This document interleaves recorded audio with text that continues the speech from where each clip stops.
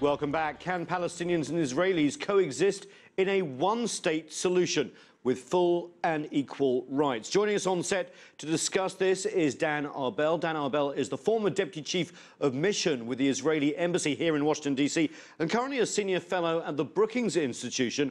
Also with us is Huwaida Arraf. Huwaida is a Palestinian American human rights lawyer, and she joins us from Detroit, Michigan. Great to have you both on the program. Huwaida, I want to start with you because we've talked about a one-state solution. We've talked about a two-state solution. You say, look, it doesn't matter which one we have. It's got to be a rights-based solution for the Palestinians. What do you mean by that? Well, I mean that no matter if it's one state or 10 states, that the entities that emerge from any final deal are representative of their citizens, and the citizens of whether one state, two state, or 10 states have equal rights under the law and are not discriminated against based on race, religion, or ethnicity. And unfortunately, the two-state solution that has been on the table for over 2 decades now does not provide for that. And increasingly, Israel has been insisting that it be recognized as a Jewish state, which is inherently going to discriminate against its non-Jewish citizens, of which I am one. Dan, I want you to pick up on that. Would a one-state solution, including Palestinians, 4.5 million voting, end Israel as you know it, the Jewish character of the state, as Huwaida was just saying? Absolutely. I think that the two-state solution provides the only viable option for maintaining Israel as a Jewish democratic state. Therefore, I think that the one-state solution is a non-starter for Israelis. If Israelis want to continue with their way of life, with the way their country is maintained or sustained today, they should be supporting the two-state solution. So why, in the lead-up to the election recently in Israel, you had Benjamin Netanyahu re-elected as prime minister with a more right-wing government? Did he basically say, look, not in my term are we going to have a two-state solution if you're so worried about a one-state solution? I think it's very regretful that he's resorted to that sort of language on the eve of elections to try and sway voters from voting for other right-wing parties. And obviously, he was successful in his attempt. He did push some very sensitive buttons in the Israeli public and managed to, by using that quote, by mentioning the Arab Israelis who were going in droves to the polling stations, managed to convince many to support him. And that was, again, it's very unfortunate, but I think at the end of the day, he walked it back. I don't know how genuine it is, but I believe that at the end of the day, for the Israeli people, the two-state solution is the only option. Huwaida, how much of this idea of a one-state solution and a rights-based solution for the Palestinian people in one-state entity, or even a two-state entity, is based on the idea that the Palestinian leadership in both the West Bank and Gaza have failed their people so far in the peace process? Well, before I get to that, I just want to say that, you know, what Mr. Arbell was saying, in that there needs to be that the Jewish Israelis want to maintain their way of life, it is really hurtful and insightful. I am, as are almost 2 million Palestinian Arabs, citizens of Israel. When Israel was created, our ancestors were living on the land. Many of them were displaced, but the ones that remained became citizens. And Israel touts this being a democracy and says how we can vote, but we are not equal citizens. There are 50 laws on the books that are meant to discriminate against us. And the very reason that Netanyahu's language in the lead up to the elections worked is that there has been a history of hate mongering going on in Israel and not active work to ensure that there isn't this kind of divide and discrimination between the people that live together on this land. And if there was this kind of encouraging more togetherness and relating to each other instead of separateness, there should be no problem to also the Palestinians in the West Bank and Gaza being able to have equal rights. What scares Israel so much in having equal rights with people that are not Jewish? It just doesn't make sense. Dan, pick up on that. And this is not my word, but actually a senior administration official has used the word apartheid. He rolled that back too. But do you understand Huwaida's point here? I understand the frustrations that she's expressing, and obviously I think that there's a lot to do in order to create circumstances in which Arab Israelis or Palestinian citizens of the State of Israel have more equality. They are equal by law, but in practice... But that's not a reality, is it? In practice, there is biasness, there is discrimination, and this is something that's been in place for 67 years and needs to be worked at, but not only at the budget level, but also in the education system. And again, it's something that has to be done on both sides, both on the Israeli side and the Palestinian side. Clearly, there's a lot of work to be done, and clearly, right now, the atmosphere is such that it is not enabling any movement forward on this. The Israeli president, Mr. Rivlin, the new president, has put it as his main theme for his presidency, and he's been doing quite a lot to promote Arab-Israeli dialogue or Arab-Jewish dialogue and to promote more exchanges and more cooperation. But again, this is very, it's a modest effort, but it should be much broader. And the circumstances in the region and in Israel and Palestine are unfortunately dictating a different approach that should be changed. Huwaida, as you eloquently, sorry, pick up. You wanted to say something. I was going to say, how can you promote a dialogue and better relations when you have institutions of the state that continue to enforce certain policies? And just in May of this year, the Israeli Supreme Court approved a decision that the Israeli government has been working on for years to demolish a Bedouin village in the Negev. They have demolished other Bedouin villages repeatedly, and these Bedouins are citizens of the State of Israel, and now their villages are being demolished in order for Israel to build Jewish communities in their place and move the Bedouins somewhere else.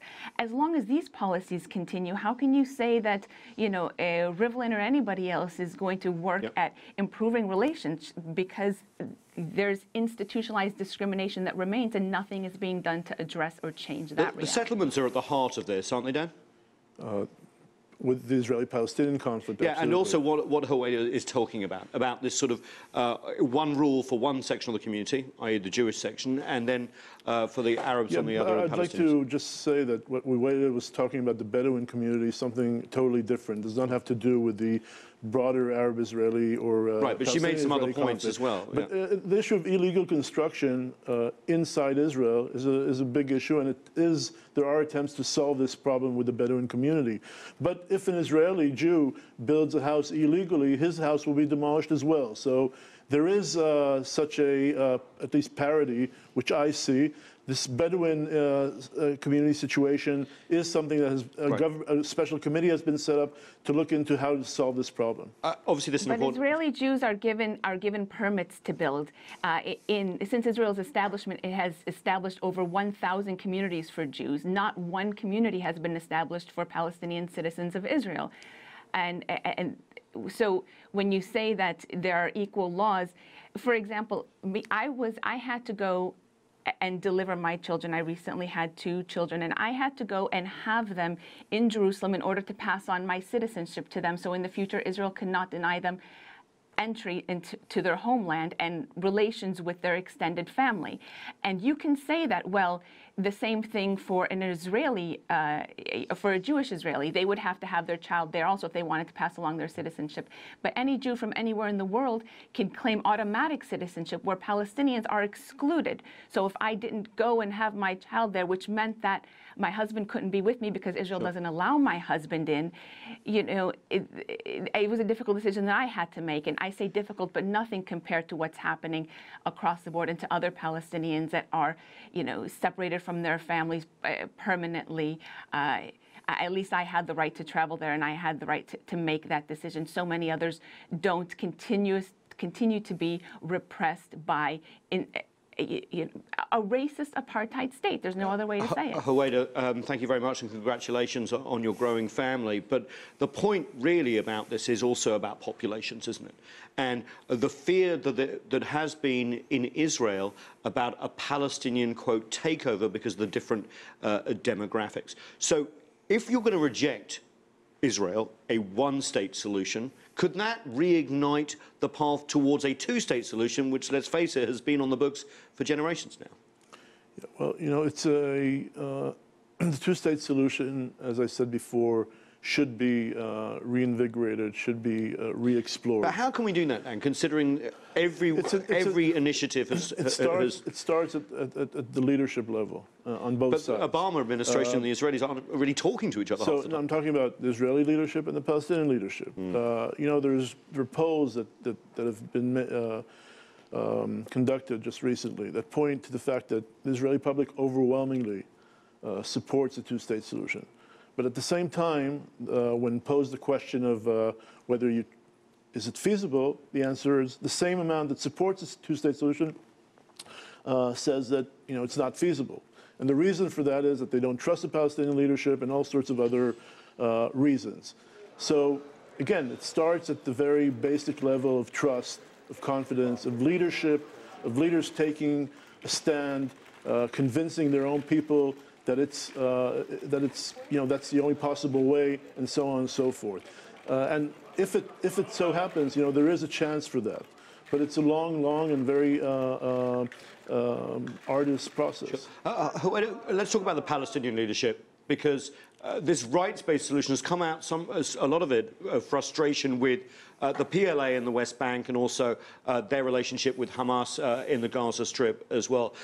Is this a sign that younger Palestinians are giving up on this sort of state-building exercise that hasn't delivered a quality of life for young and aspirational Palestinians that you have in Israel?